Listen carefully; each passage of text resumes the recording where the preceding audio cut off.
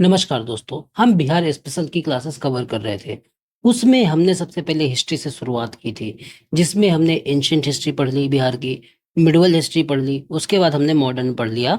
और ये आज की जो क्लास होने वाली है, मॉडर्न के बाद कुछ इंपॉर्टेंट पर्सनालिटी जो 1940 का जब या 1942 का जब क्विट इंडिया मूवमेंट हो जाता है, उसके बाद बिहार से बहुत ज़्यादा सवाल बनते नहीं है बिहार स्पेशल को लेकर। उसके बाद कुछ इंपॉर्टेंट पर्सनालिटी रहती है, जैसे मैंने आपको पिछली क्लास में बताया था कि अनुग्रह नारायण सिन्हा, सच्चिदानंद सिन्हा, राजेंद्र प्रसाद, भिखारी ठाकुर, जयप्रकाश नारायण, इन लोगों से कुछ सवाल बनते हैं। तो अगर उसको हम कंप्लीट कर लेते हैं, फिर बिहार का जो कल्चरल एक्सपेक्ट है, जैसे कुछ वहाँ पे कुछ गीत फेमस हैं, कुछ उसका जो स्थापत्य वाला पार्ट है वो, और कुछ जैसे मतलब कि मेले होते हैं वो, अगर इनको पूरा कर लेते हैं तो हमारा हिस्ट्री का पूरा सेक्शन कंप्लीट हो जाता है। और कम से कम 15-20 सवाल आपके फिक्स हो जाते हैं। इनको रटो, फिर देखना कि आप मैं सही कह रहा कि गलत कह रहा। ठीक है। तो इस वीडियो में हम जो इम्पोर्टेंट पर्सनालिटीज हैं उनके विषय में जानेंगे। ये एंशिएंट, मिडिवल, मॉडर्न सब जगह से मिला के जो जो पूछे जाते हैं वहां से मैं बताऊंगा आपको। ठीक है। तो ये आज हम देखेंगे इस वीडियो में जो इंपॉर्टेंट पर्सनालिटी हैं बिहार से रिलेटेड, उनके विषय में जानेंगे। देखो, पहली पर्सनालिटी है रामधारी सिंह दिनकर। इनको राष्ट्र कवि भी बोला जाता है। 1908 में इनका जन्म होता है। ये राइटर रहते हैं, नॉवेलिस्ट रहते हैं, मतलब नॉवेल वगैरह लिखते हैं। ठीक है। तो रामधारी सिंह दिनकर को राष्ट्र कवि कहा जाता है। इनकी जो कविताएं होती हैं वो राष्ट्रभक्ति से ओतप्रोत कविताएं होती हैं। मतलब कि उनमें जो चीजें होंगी वो राष्ट्रभक्ति वाली चीजें होंगी। वीर रस के कवि या विद्रोही कवि माने जाते हैं, तो इनको विद्रोही कवि भी माना जाता है। 3 बार ये राज्यसभा के सदस्य रहे, इसलिए हम पढ़ते हैं क्योंकि ये बिहार से जुड़े हुए हैं। इनका जो जन्म हुआ था वो सिमरिया गांव जो बेगूसराय है, वहां पे इनका जन्म हुआ था। इनकी जो मतलब कि पहली बुक है उसका नाम है प्रमाण पत्र। तो छोटी सी जानकारी है लेकिन याद रखना है क्योंकि पूछा गया है। अन्य इनकी रचनाएं क्या है? कुरुक्षेत्र है, उर्वशी है, हुंकार है। देखो, हुंकार जो पत्रिका है वो तो सच्चिदानंद सरस्वती की है, तो ये भी आपको ध्यान रखना है, थोड़ा सा डिफरेंस है। नी यहाँ, और इनकी जो बुक है वो हुंकार है। ठीक है। तो ये आपको याद रखना है, इसमें कंफ्यूज नहीं होना है। नील कुसुम, चक्रवात, हिमालय, दिल्ली, हाहाकार, आग की भीख, ये सब किसकी रचनाएं हैं? ये रामधारी सिंह दिनकर की रचनाएं हैं। तो रामधारी दिनकर से जो सवाल बन सकते थे वो मैंने सारा आपको एक जगह पे कंपाइल करके दे दिया है। ठीक है। अब और दूसरे जो इंपॉर्टेंट पर्सनालिटी हैं वो है रामवृक्ष बेनीपुरी। इनका जन्म होता है 1899 में। कहाँ होता है? मुजफ्फरपुर में। एक बेनीपुर जगह है, वहां पे इनका जन्म होता है। हिंदी साहित्य का उत्थान इनके समय पे होता है। किनके समय पे? राम वृक्ष बेनीपुरी जी के समय पे। इनकी रचना क्या है? पतितों का देव, गांव का देवता, लाल तारा, नेत्रदान, कैदी की पत्नी, माही की मूर्तें, ये सब इनकी जो है रचनाएं हैं। देखो, ऐसा लग रहा होगा कि आप ये बिहार का कुछ ज्यादा ही पढ़ा रहा। देखो भाई, आपके नोट्स में जब तक चीजें नहीं होंगी तब तक आपको हमेशा अधूरा ही रहेगा। कब सवाल किस चीज से बन जाए कोई नहीं जानता है, कितना भी बड़ा विशेषज्ञ हो। मान लो कि हिस्ट्री की मेन मेन चीजें आपको पढ़ा दिया, वहां से सवाल जो बनते थे उसके हिसाब से मतलब कि पढ़ा दिया किसी ने। अब आगे जो सवाल आ रहे हैं उनका नेचर तो चेंज हो सकता है, कुछ भी पूछा जा सकता है। तो पढ़ना एक रिस्क है ना। तो आप अगर इसको पढ़ के जाओगे, ये टोटल क्लास कितने घंटे की हुई? अभी तक जो मैंने 15 क्लास ली, 14 क्लास ली, वो कितने घंटे की हुई? 7 से 7.5 घंटे की पूरी टोटल क्लास मिला लो तो हुई। उतना भी नहीं कर पाते हो आप, तो फिर मतलब कि आप में ही कमी है ना। अगर 7 घंटे 8 घंटे लगा के हिस्ट्री कंप्लीट होता है बिहार का, और आपको कम 15-20 नंबर फिक्स होते हैं, तो क्या बुराई है इसमें? तो ये सब आपको ध्यान रखना। जहां आप नॉर्मल हिस्ट्री पढ़ते हो, पूरा 3-3 महीने लगा देते हो, उसमें आपके 15-20 नंबर बनते हैं, यहाँ 7-8 घंटे में 20 नंबर बन रहे हैं। तो थोड़ा सा फायदे का ही सौदा है, आप समझेंगे तब करेंगे। ठीक है। इंडियन नेशनल मूवमेंट से ये जुड़ते हैं, और इनको जो राम वृक्ष बेनीपुरी हैं, इनको 8 साल की जेल होती है, क्योंकि ये पत्रकार भी थे। उस तरीके की जब चीजें लिखेंगे इंडियन नेशनल मूवमेंट से जुड़ी हुई, तब इनको जेल हो जाती है। और ये एक पत्रिका निकालते हैं, युवक। तो युवक पत्रिका के संपादक भी थे ये। कौन? रामवृक्ष बेनीपुरी। तो हमने इनके विषय में भी जान लिया। फणीश्वर नाथ रेणु हैं। इनका जो जन्म होता है ये अररिया डिस्ट्रिक्ट का फरबिसनगंज है। फॉरबिसगंज, वहां पे फॉरबिसन कहते हैं या फॉरबिसगंज कहते हैं, दोनों समझ लो आप। तो वहां पे इनका जन्म होता है, ये आपको ध्यान रखना है। इनका गांव का नाम रहता है, इनके गांव का आरोही या हिगना। तो ये भी थोड़ा सा आपको ध्यान रखना है। आंचलिकता लाने का श्रेय इनको जाता है, कि जो साहित्य होता है उसमें लोकल चीजें लिखने का श्रेय, मतलब कि जो एकदम क्षेत्रीय चीजें होती हैं, उस जगह की चीजें होती हैं, उनको पहली बार लाने का श्रेय किसको दिया जाता है? यही हमारे जो कवि हैं फणीश्वर नाथ रेणु, इनको दिया जाता है। पहली बार साहित्य में इन्होंने ऐसा मतलब आंचलिकता लाई। उपन्यास भी लिखते हैं, इंडियन नेशनल मूवमेंट से भी जुड़े होते हैं ये हमारे फणीश्वर नाथ रेणु जी। इनकी रचनाएं क्या हैं? मैला आंचल है, जुलूस है, एक सांवड़ी दोपहर की धूप, ये सब आपको याद रखना है, ठीक है? ये इनकी रचनाएं हैं, अपने नोट्स में इसको जरूर ऐड करना है। भिखारी ठाकुर, इनका जन्म, अब अगली पर्सनालिटी है भिखारी ठाकुर। इनका जन्म कहाँ होता है? इनका जन्म होता है सारण डिस्ट्रिक्ट के दियारा गांव में, कुतुबपुर गांव, दियारा क्षेत्र का कुतुबपुर गांव है, वहां पे इनका जन्म होता है। जन्म कब होता है? 1887 में। इनकी विशेषताएं क्या है, मतलब किस लिए ये भिखारी ठाकुर फेमस हैं? तो ये भोजपुरी गीत लिखते हैं, गीत गाते हैं, नाटक करते हैं, सामाजिक संदेश इनके गीतों के माध्यम से, नाटक के माध्यम से मतलब कि दिया जाता है। लौंडा डांस भी इन्हीं के लिए फेमस है, ठीक है? भोजपुरी जो भाषा है उसके लिए बहुत अच्छा काम किया। रंगकर्मी हैं ये, लोग जागरूकता फैलाते हैं अपने रंगकर्मियों के, मतलब कि रंगकर्मी के रूप में, या मंच पे जब आते हैं तो लोग जागरूकता फैलाने का काम ये करते थे। इनको भोजपुरी भाषा का शेक्सपियर कहा जाता था। इंपॉर्टेंट सवाल है, कभी भी पूछ सकता है, और पूछा भी गया है, बिहार पीसीएस में भी पूछा गया है कि विदेशिया किसकी रचना है। आप जाके प्रीवियस ये सवाल देखना, तब आपको मिल जाएगा। तो विदेशिया जो रचना है वो भिखारी ठाकुर की है। इनको भोजपुरी भाषा का शेक्सपियर कहा जाता है। ये कुरीतियों के खिलाफ ये सब चीजें लिखते हैं।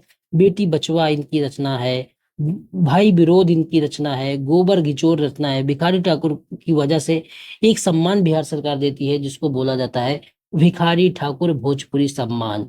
तो भिखारी ठाकुर से जुड़ी जो चीजें थी वो मैंने आपको बता दी। अगली जो पर्सनालिटी है वो है अनुग्रह नारायण सिन्हा। जल्दी जल्दी बता रहा, क्योंकि ये वैसी ही क्लास है, फैक्चुअल इंफॉर्मेशन लेनी है और आगे बढ़ना है। अनुग्रह नारायण सिन्हा जो है, इनका जन्म होता है औरंगाबाद में 1887 में। पोयौवा गांव रहता है, वहां पे इनका जन्म होता है। 1922 का जब आईएनसी मतलब कि इंडियन नेशनल कांग्रेस का गया अधिवेशन होता है, तब ये स्वागत समिति के उसके अध्यक्ष बनाए जाते हैं, क्योंकि ये अधिवेशन जो 1922 का रहता है ये गया में होता है। तो स्वागत समिति बनाई जाती है, उसके ये अध्यक्ष बनाए जाते हैं। 1928 में बिहार प्रदेश कांग्रेस कमेटी के अध्यक्ष बनते हैं। 1900 मतलब कि 35 में एआईसीसी के ये सदस्य बनते हैं। और फिर आगे चल के ये श्री कृष्ण की जो गवर्नमेंट 1946 से 1952 के बीच में बनती है, उसमें वित्त विभाग के हेड रहते हैं, उसमें श्रम विभाग के हेड रहते हैं, उसमें कृषि विभाग के ये हेड बनाए जाते हैं, तीनों विभाग के ये हेड बनाए जाते हैं।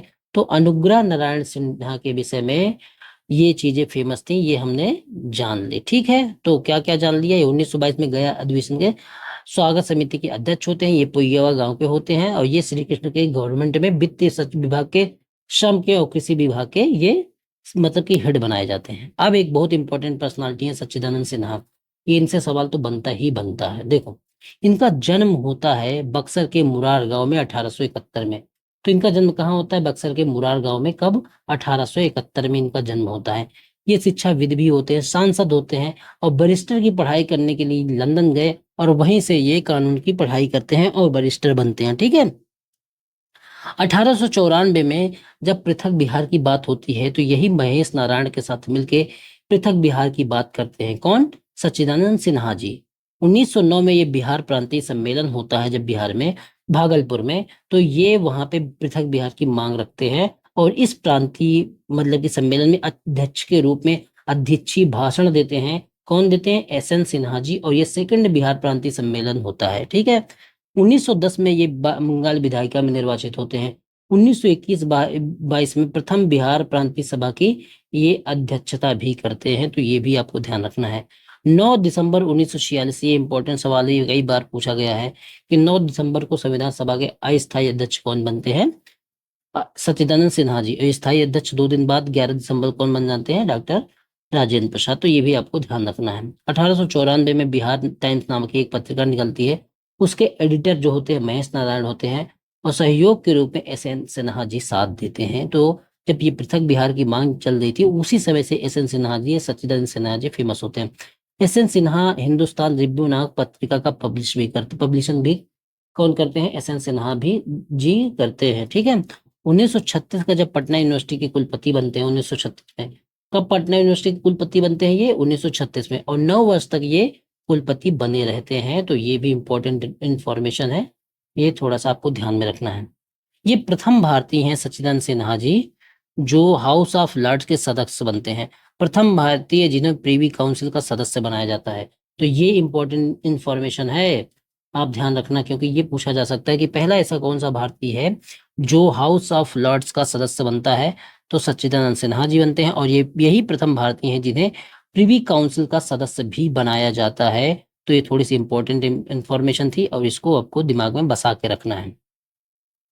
अगली जो पर्सनालिटी है वो डॉक्टर राजेंद्र प्रसाद हैं, जो हमारे पहले राष्ट्रीय मतलब राष्ट्रपति होते हैं। तो इनके विषय में जान लेते हैं। इनका जो जन्म होता है 1894 में सीवान के जिरदेई गांव में होता है। तो ये मतलब कि राजेंद्र प्रसाद जी का जन्म कहाँ होता है, जीरादेई गांव है सीवान का, वहां पे इनका जन्म होता है।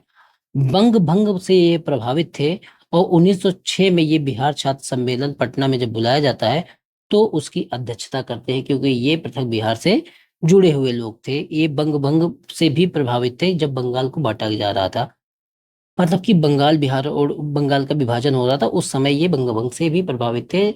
और बाद में ये पटना में जब बिहार छात्र सम्मेलन होता है पृथक बिहार के लिए, तब उसकी ये अध्यक्षता भी करते हैं। इनको बाबूजी नाम से, मतलब कि इनको प्यार से सम्मान से लोग बाबूजी भी कहते हैं। तो बाबूजी किसके लिए फेमस है, डॉक्टर राजेंद्र प्रसाद के लिए। ठीक है, जैसे लोकनायक किसके लिए फेमस है, जयप्रकाश नारायण के लिए, उसी तरीके से राजेंद्र प्रसाद जी के लिए बाबूजी नामक वर्ड आता है। ठीक है, इनकी जो बुक है वो कौन से है, चंपारण में महात्मा गांधी खादी का अर्थशास्त्र। ये किसकी बुक है, डॉक्टर राजेंद्र प्रसाद की।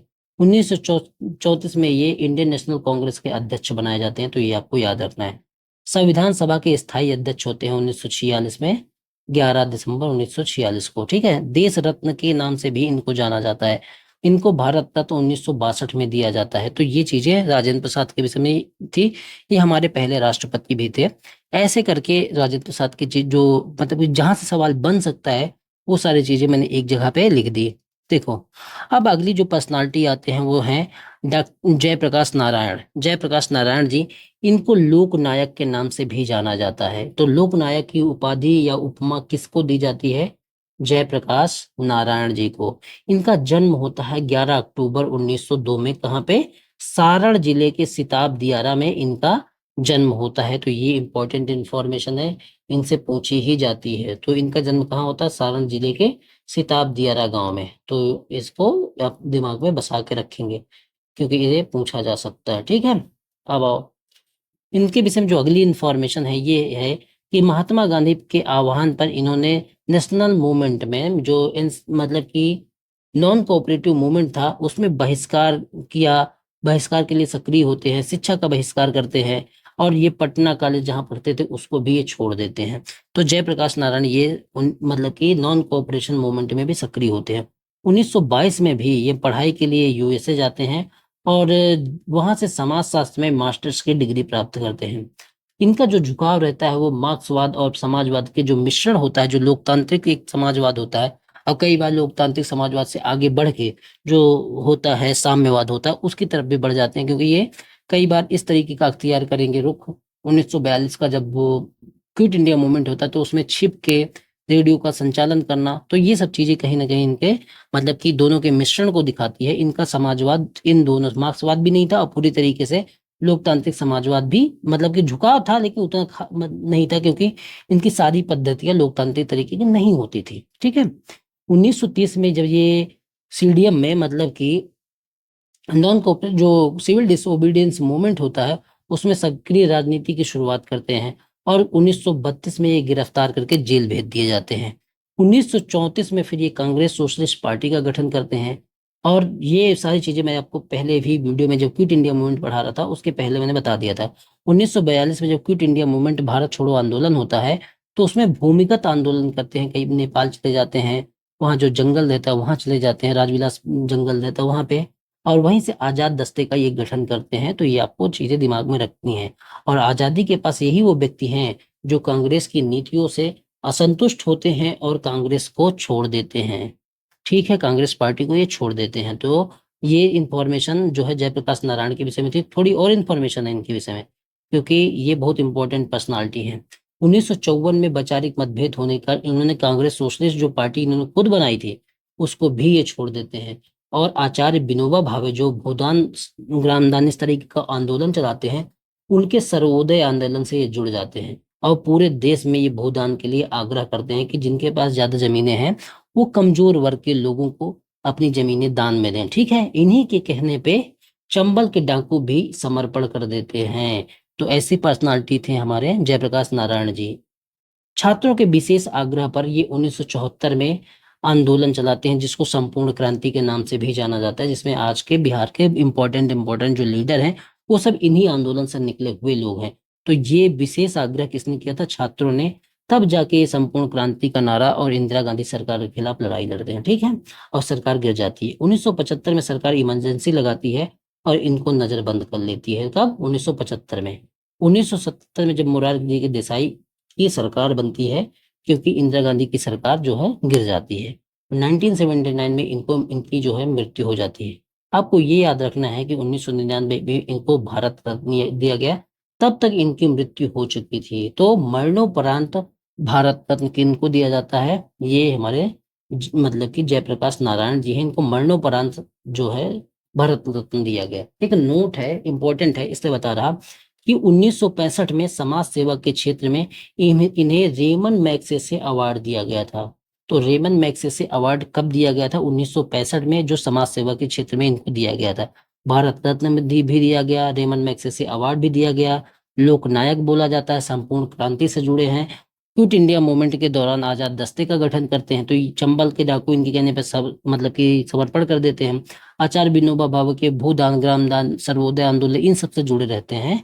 कौन? जयप्रकाश नारायण जी। इनका जन्म कहाँ होता है? सारण जिले के सिताब दियारा में इनका जन्म होता है। तो ये चीजें और बाकी हमने मॉडर्न जब बिहार का इतिहास पढ़ रहे थे, तब मैंने लोक नायक के विषय में बहुत सारी चीजें आपको बता दी हैं। तो ठीक है, इनके विषय में भी हमने चीज जान ली। अगले जो हमारी इंपॉर्टेंट पर्सनालिटी हैं मॉडर्न इंडिया में, हमने इनके विषय में भी पढ़ा है। उनको श्री कृष्ण जी बोला जाता है। इनका नाम श्री कृष्ण है। और ये इनको जो उपाधि दी जाती है, इनको बिहार केसरी की उपाधि दी जाती है। ठीक है, तो श्री कृष्ण जी को अगर आपसे सवाल पूछा जाता है कि बिहार केसरी की उपाधि के नाम से मतलब कि कौन जाना जाता है, किसको बिहार केसरी की उपाधि दी गई है, तो वो हमारे जो पहले प्रीमियर थे बिहार में, जो गवर्नमेंट बनती है, पहले तो यूसुफ थे, मोहम्मद यूनुस। उसके बाद जब बनते हैं श्री कृष्ण सिंह बिहार के प्रीमियर, तो इनका जो उपाधि दी गई, बिहार केसरी की उपाधि दी जाती है इनको। इनका जन्म होता है 21 अक्टूबर 1877 में मुंगेर के मौर गांव में।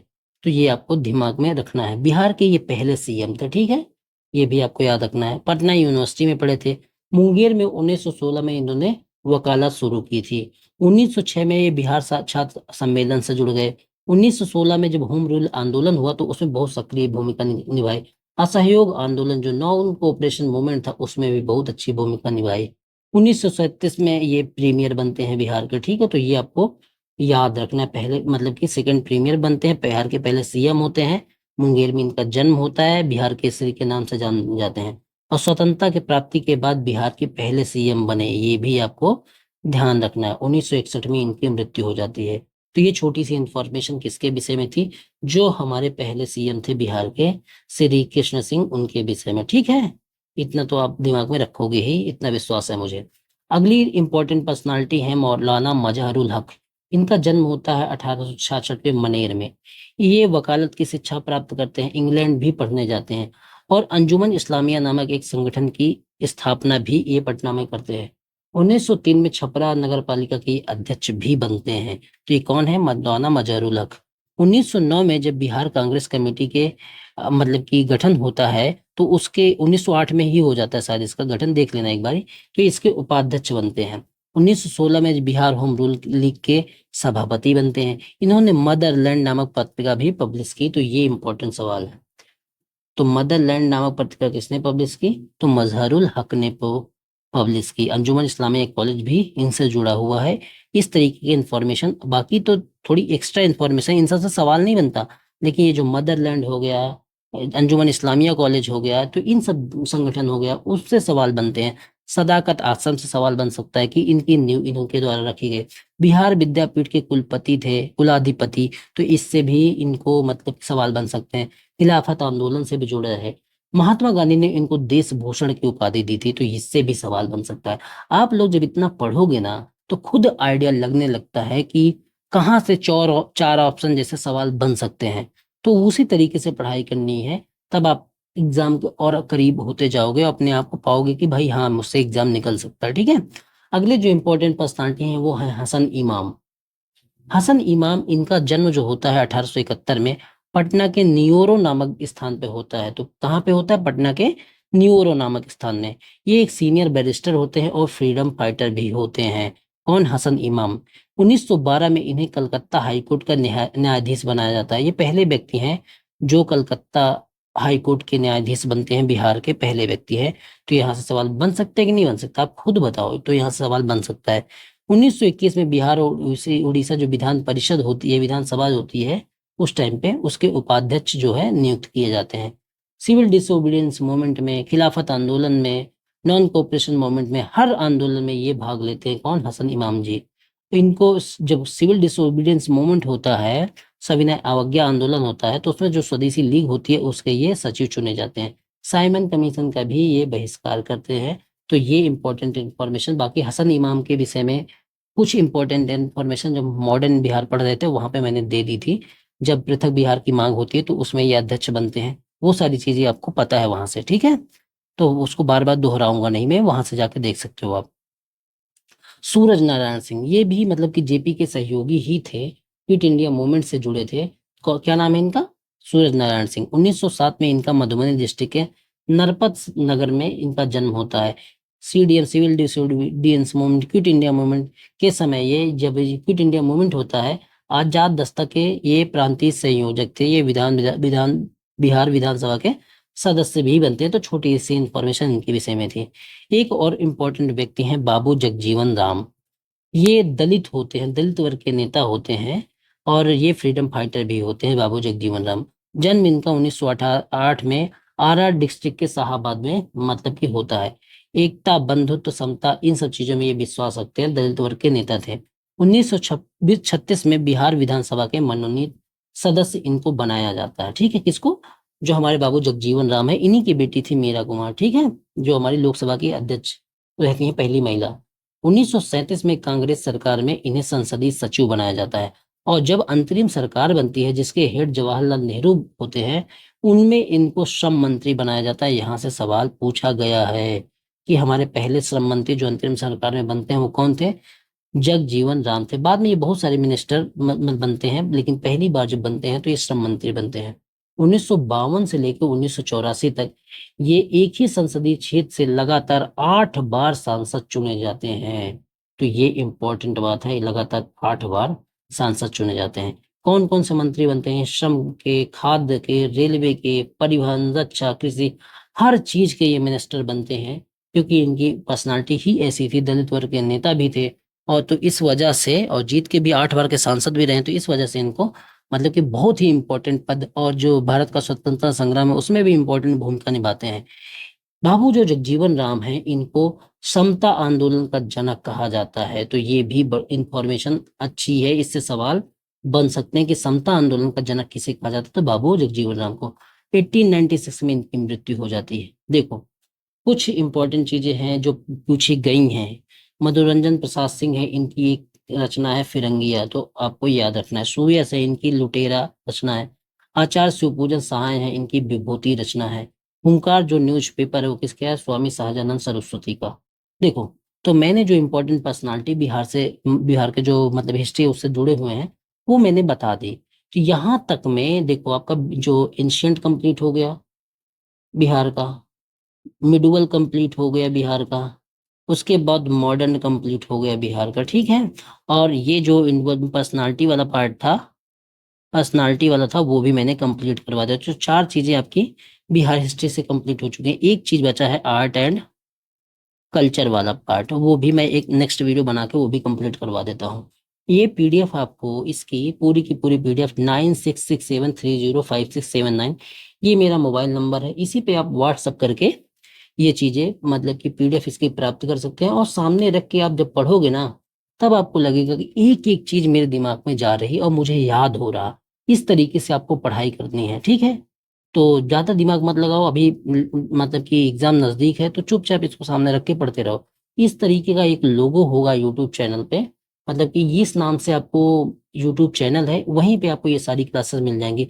Hindi medium UPSC and state PCS करके चैनल होगा, इस तरीके का लोगो होगा, सारी क्लासेस आपको वहाँ पे मिल जाएंगी। ठीक है, मिलते हैं नेक्स्ट वीडियो में और शुरू करेंगे हमारा जो आर्ट एंड कल्चर वाला पार्ट है, उसको खत्म करते ही आपका बिहार हिस्ट्री कंप्लीट हो जाएगा। एक क्लास में वो कंप्लीट हो जाएगी, 20-25 मिनट का वीडियो बनेगा।